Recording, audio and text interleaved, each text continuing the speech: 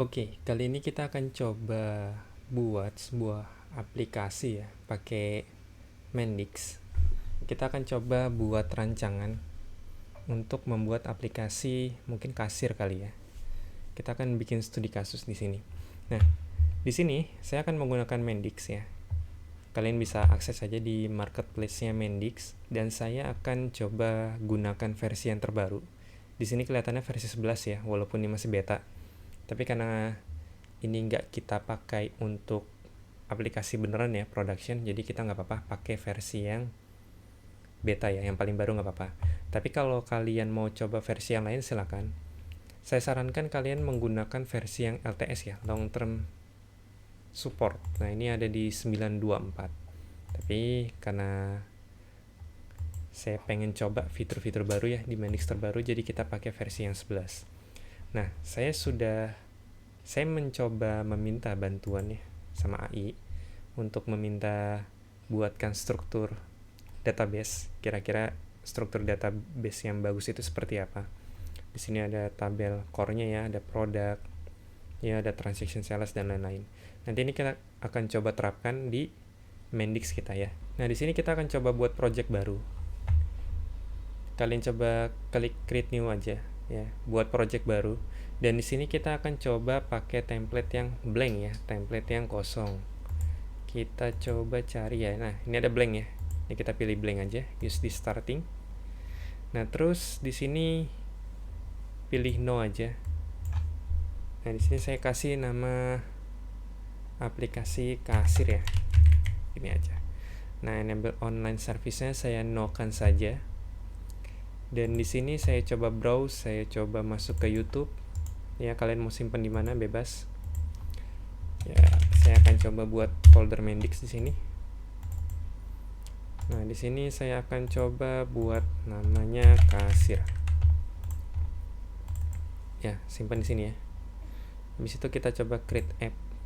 Saya belum coba buat prototyping ya, jadi kita coba sambil berjalan aja ya. Oke. Ini masih loading, bisa ditunggu. Nah, kalau kita balik lagi ke sini, saya pengen mengamati dulu nih model struktur database-nya, struktur table yang akan kita buat itu seperti apa. Di sini ada modul core. Core ini tujuannya, jadi di setiap table yang kita buat ini bisa mengandung field ini ya, mengandung atribut ini. Ya, ada ID, ada tanggal ya, dan lain-lain. Di sini ada model produk ya untuk menyimpan produk-produk kita. Terus di sini ada modul transaksi. Jadi setiap pencatatan keuangan atau penjualan yang kita dapat ini akan masuk ke modul transaction ya. Di sini ada modul customer. Di sini ada model user atau employee. Jadi ini tujuannya untuk karyawannya istilahnya. Dan customer ini untuk pembeli ya. Pembeli yang membeli di toko kita ya. Oke. Ya oke. Sepertinya cukup pakai ini ya. Nah sekarang kita coba terapkan di Mendix ya. Oke. Nah sekarang saya mau coba buat modul baru, namanya kita tulis saja core app.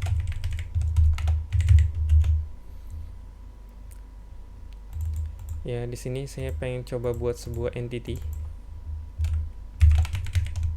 Namanya kita kasih nama base entity aja. Dan di sini semuanya kita checklist ya. Ya dirubah oleh siapa, pemiliknya siapa, tanggal pembuatan dan tanggal update ya. Nah kalau kita lihat di struktur yang sudah dibuatkan oleh AI, ini ada ID, ada tanggal, dan ada deleted ya. Oke, kita coba terapin ya. Di sini saya coba buat, kalau ID saja ini udah ada ya, udah ada ininya, reserve port ya. Jadi kita nggak bisa kasih nama ID. Mungkin saya kasih nama base entity ID. Saya pengen pakai apa ya? Pakai string aja lah ya. 200. Nah, untuk tanggal dan lain-lain sudah di-handle sama Mendix langsung. Jadi di sini saya cukup buat base entity ID. saya mungkin buat deleted ya. Deleted, kita coba boolean.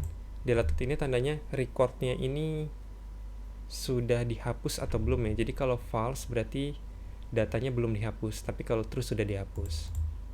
Dan satu lagi, saya pengen buat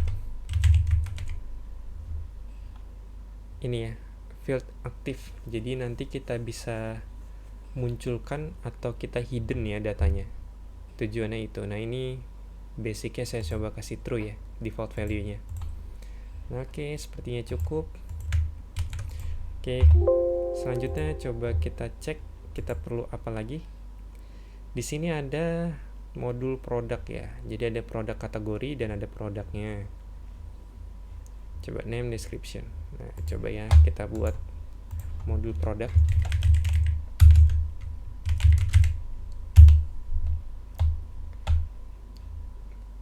Saya coba buat produk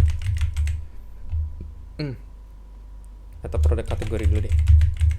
Dan di sini ada generalisasi ya. Nah, ini kita bisa pilih base entity yang udah kita buat ya. Nah, tujuannya apa? Jadi kan tadi di base entity itu kita sudah mendefinisikan beberapa atribut ya, kayak ID, deleted, dan aktif ya. Tujuannya saat kita generalisasi ke entity ini, otomatis field yang ada di base entity itu akan ada juga di entity sekarang ya, entity produk kategori. Jadi kita nggak perlu bikin yang lain ya, kayak atribut-atribut yang ada di base entity. Contoh gini, kalau misalkan saya buat lagi, misalkan ya deleted dengan tipe boolean, kalau saya save ini nggak akan bisa karena deleted itu sudah digunakan. Loh, padahal kan kita belum ada di sini. Kita belum mendefinisikan atribut di sini ya, karena field itu sudah ada di base entity. Jadi kita nggak perlu menambahkannya lagi. Jadi di sini kita tambahkan atribut-atribut yang belum ada. Jadi di sini contoh nih, nama produknya. Nah, kalau kita oke baru bisa ya, karena atribut name itu nggak ada di base entity. Oke. Contoh kita masukkan lagi description. Ya, saya buat unlimited aja. Sip. Produk kategori. Nah, selanjutnya saya mau coba buat entity produk. Sama ya, generalisasinya kita ke base entity. Coba kita lihat ada apa aja nih. Ada kode kayak kita nggak kode produk ya, perlu deh. Kode, ada name, description, price, cost, stock, unit. Oke, kode, name, description ya. Coba kita buat kode, name, description. Ini kita unlimited. Tadi kan ada unit ya. Unit sepertinya saya coba mau buat satu menu terpisah nanti, jadi nggak di sini. Dan di sini ada stock ya, stock, cost, price. Kita butuh price aja deh, price sama stock ya. Coba kita tambahkan price, kita pilih desimal, stoknya ada berapa, kita di sini pilih integer karena kemungkinan tipe datanya adalah integer, angka. Ini sudah cukup ya. Nah, karena produk ini pasti butuh produk kategori, jadi ini kita bisa relasikan ya ke sini. Ya, jadi nanti produk ini di dalamnya itu punya, kita bisa pilih ya kategori-kategori produknya. Nah, tadi kan ada unit nih. Nah, ini saya coba buat modul baru, mungkin namanya master aja lah ya. Master, di sini saya coba buat unit. Saya generalisasi ke base entity. Di sini saya tambahkan name dan saya tambahkan description. Ini unlimited. Oke, kita oke kan. Nah, selanjutnya di produk, karena kita tadi butuh unit, jadi kita tambahkan asosiasi ke master ya. Nah, kayak gini ya. Jadi nanti produk kita relasikan ke unit ya, kayak gini tuh ya. Nah, selanjutnya kita coba cek lagi kita butuh apa. Nah, di sini ada modul transaction ya, ada sell detail. Sell itu kayak invoice number, tanggal, total amount ya, total paid, charge amount, payment method. Dan ada sales detail, quantity, price, subtotal. Oke. Jadi sekarang coba kita, nanti atribut-atribut ini bisa kita sesuaikan lagi ya sambil berjalan nanti pembuatan projectnya. Jadi sekarang kita coba buat sesuai dengan apa yang sudah ada di sini aja dulu. Oke, kita buat modul transaction.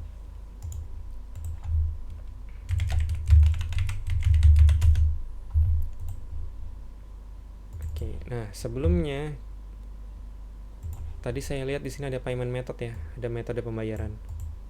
Ini bisa cash, kris, dan transfer. Ini kan sesuatu yang sebenarnya itu jarang untuk berubah ya, karena metode pembayaran itu ya kalau nggak cash, ya QRIS, transfer gitu kan, ya debit, kan hanya itu ya, jadi nggak akan berubah. Jadi kemungkinan kita akan menggunakan enumerasi saja biar lebih mudah. Loh, kenapa tadi unit kita coba buat master datanya? Karena unit ini kan bisa saja sewaktu-waktu bisa kita tambahkan ya, misalkan satuannya itu awalnya cuma ada pieces ya, belinya satuan, tapi bisa jadi kedepannya itu bukan beli satuan tapi bisa beli satu karton kah, atau mungkin pembeliannya 1 ons kah ya. Jadi ini banyak, jadi makanya ini alasannya kita buat master data. Nah, beda sama di sini ya, pembayaran itu adalah sesuatu yang pasti biasanya. Mungkin bisa nambah tapi nggak dalam waktu dekat kan, pasti butuh waktu yang cukup lama dan tidak tiba-tiba gitu kan metode pembayaran ini. Jadi ini kita buat enumerasi ya. Oke, kalau gitu sekarang di transaction ini saya coba buat folder enum ya. Di sini kita coba add order, kita cari enumerasi, mana dia? Nah, ini dia. Enum payment method. Di sini saya tambahkan, coba tadi ada apa sih? Ada kris ya, ada cash, ada transfer, dan bisa jadi nanti ada debit ya. Oke, 4 dulu aja deh. Nah, jadi ini setelah kita buat, kita bisa buat domain modelnya ya. Ini saya save dulu ya biar nggak hilang. Tadi kita buat entity cell ya, penjualan. Ini kita ke core app, ke base entity. Kita lihat di sini ada invoice number.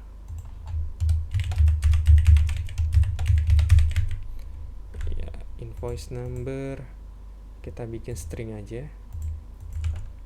Habis itu ada tanggal, nggak usah, total amount, ada total paid ya, kita buat 2 ya, total amount, total paid. Ini kita pilih desimal aja. Change amount jika ada perubahan ya, mungkin ada diskon kah atau apa nanti.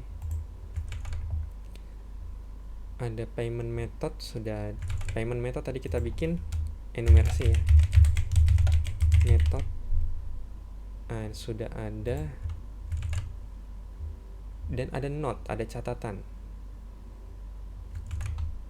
ya, ini kita bisa tambahkan note. Nah, ini unlimited. Oke, sip. Nah, di sini ada sell detail. Jadi gini, dalam satu transaksi, misalkan nih, saya membeli beberapa produk kan, berarti nanti invoice-nya akan dibuat satu, dan sell detailnya ini adalah isi dari produknya nanti. Ya, misalkan saya beli odol kah, beli sabun mandi kah, ya beli gula, nanti masuknya di sini. Tapi invoice number-nya itu akan dibuat tetap satu ya, nggak banyak. Jadi saya coba buat entity lagi, namanya sell detail. kita ke core app base entity ya, masukkan kuantitinya, kuantiti pembelian ini kita bikin integer. Terus ada apa nih, ada price, ada subtotal.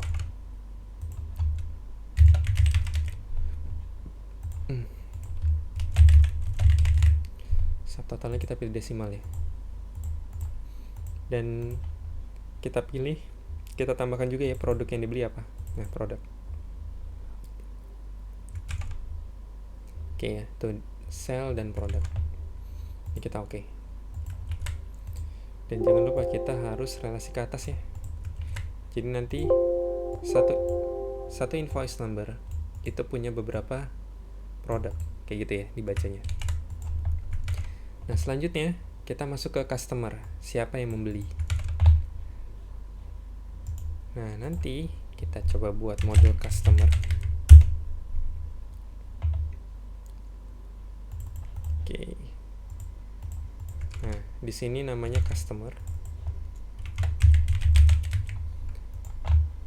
Kita buat core app-nya base entity, ada name, phone, address, email. Kita simp name dan mungkin nomor telepon kali ya, itu aja dulu. Phone ini string.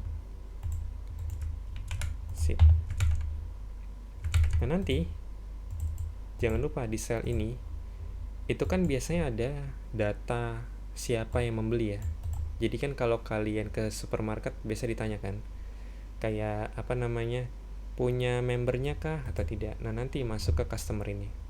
Jadi di sini saya coba tambahkan relasi ke customer. Oke, kayak gini ya. Sip, sudah. Nah, selanjutnya apa lagi? Ada modul user atau employee. Ya, kita coba user ya. Nah, di sini kita sudah buat modul user. Nah, tapi ada satu hal yang perlu kita perhatikan. Jadi kalau tadi kita di core app ini buat base entity, jadi di dalam base entity ini mengandung base entity ID, deleted, dan aktif. Nah, kita ingin field ini itu ada di dalam nantinya ya, di dalam entity user. Nah, tapi saat kita generalisasi, kita hanya bisa generalisasi ke base entity. Sedangkan kalau kita mau membuat modul user atau orang yang bisa mengakses aplikasi ini, itu kita harus generalisasi ke sistem. Ya, di sistem ini ada user. Atau nanti kita bisa pakai account kalau salah ya. Nah, bisa juga pakai account gitu kan. Nah, masalahnya kita nggak bisa generalisasi ke dua modul secara langsung ya, dua entity secara langsung. Kita hanya bisa satu ya. Nah, makanya saya terpikir untuk membuat satu lagi di sini. Ya, mungkin di sini namanya user kali ya, user access. Kita generalisasi ke account. Nah, account ya. Nah, nanti di dalam user access ini itu kita bisa tambahkan lagi base entity ID. Ya, di sini ada string, di sini ada deleted, dan di sini ada aktif. Nah, aktif ini true ya. Oh, aktif sudah ada. Oh, aktif sudah ada ya di account-nya. Jadi kita bisa memanfaatkan itu aja. Ya, jadi base entity dan deleted. Nah, kita generalisasi ke account. Nah, nanti di user ini kita bisa generalisasi lagi ke mana nih? Ke core app, ke user access ya. Oke, kita kasih nama user aja. Dan di sini butuh username, password, full name, role, dan lain-lain. Nah, kalau kita lihat di sini di sistem ya, ke domain model, di sini ada yang namanya table user ya. Di sini kan udah ada name ya, name ini maksudnya username, ada password dan lain-lain. Jadi kita sepertinya tidak perlu menambahkan ya, karena memang sudah ada semua, sudah dihandle langsung oleh Mendix saya. Jadi kita cukup buat buat entity, tapi atributnya kosong ya. Karena di sini itu udah ada atribut-atribut yang kita perlukan ya, kayak name, password, username, ada aktif dan lain-lain ya. Ada blocked juga tuh kalau kita mau blokir orangnya ya, kayak gitu. Nah selanjutnya ini ada modul inventory. Inventory ini proses ini ya, kita pencatatan keluar masuk barang ya. Perlu nggak ya?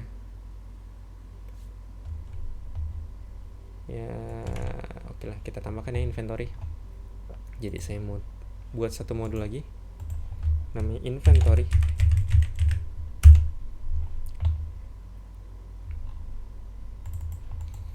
Oke, di sini tipenya apa, in atau out, ada quantity ya, kita catat ya, inventory.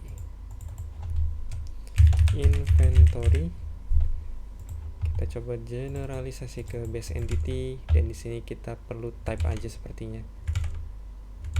Nah cuman karena type itu setahu saya dia sudah di reserve void ya, jadi kalau seandainya misalkan nih contoh auto number kita save, nggak bisa ya karena dia reserve void.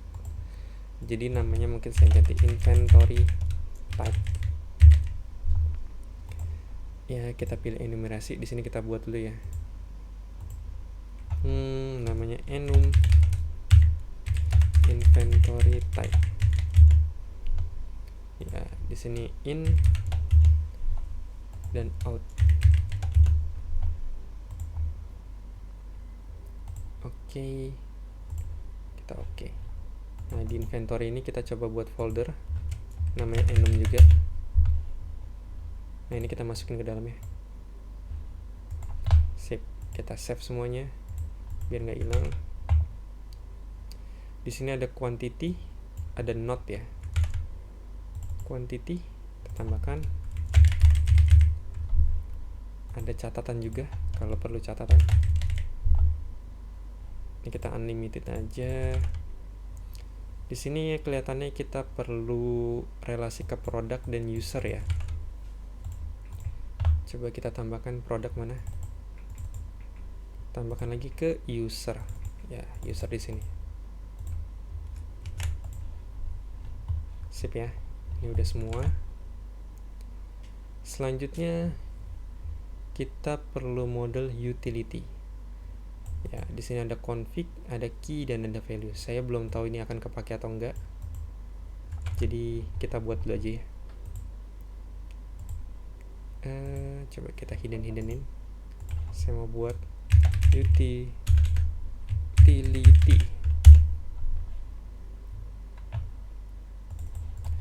Saya coba buat di sini config.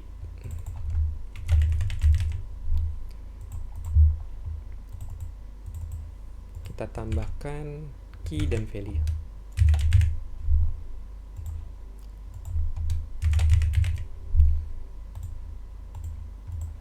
Oke, kita save ya. Jangan lupa save dulu semuanya. Nah, kalau saya mau coba tutup semuanya. Oke, nah sudah semua ya.